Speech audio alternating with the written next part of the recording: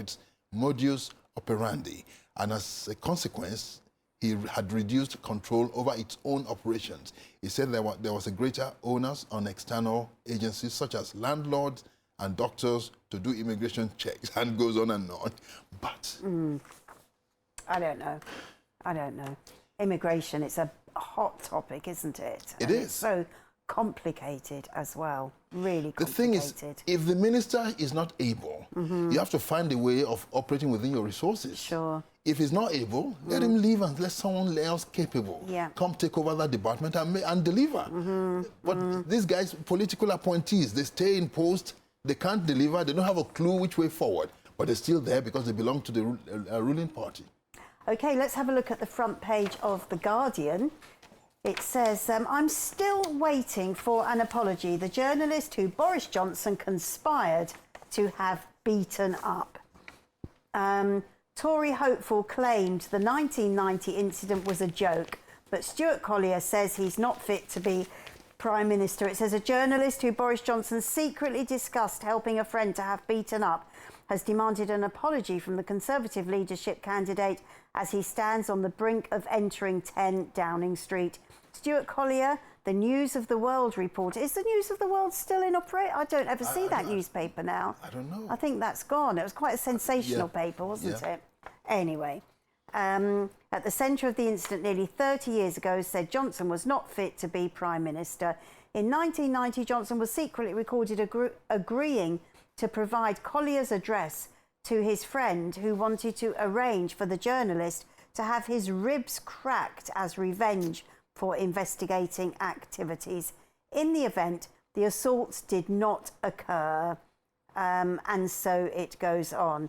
Okay, well, I suppose there's going to be things coming out of the woodwork, all the skeletons in the closet, and it's better that everything comes out in one go so that, I mean, because I think Boris Johnson will have the premiership. In fact, I think it's next week even, isn't it, that we actually get to know whether it's going to be Boris Johnson or Jeremy Hunt. That's right. But the question is, why now?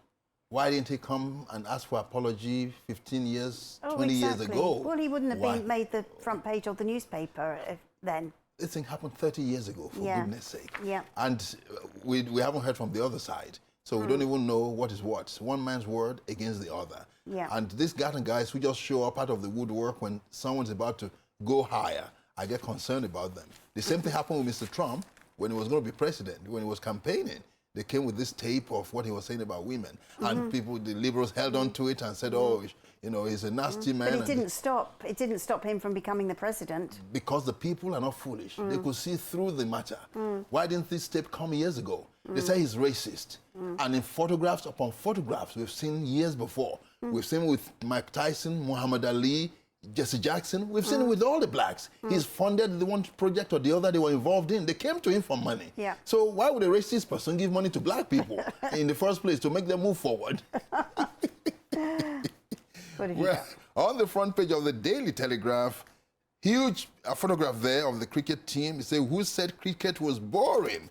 It was never boring yesterday. And thank God for their lives. It says, a historic victory, the most amazing match I have seen. It was quite simply the most amazing cricket match I have ever seen.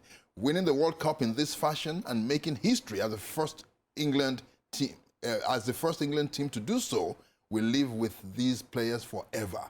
The rest of us will also not forget it anytime soon. This match was English cricket's chance to capture a nation's heart because it was shown on free-to-air television, the first time that has happened since 2005 when my team won. And it goes on and on. That's amazing.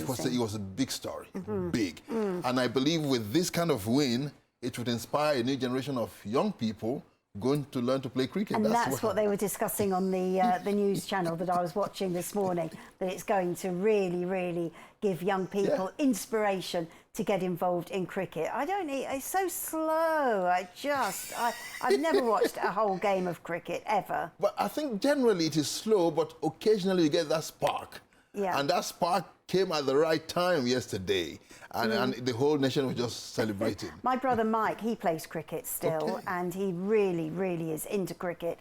and his wife Katie sent us a video of them all in at the cricket ground where they play cricket.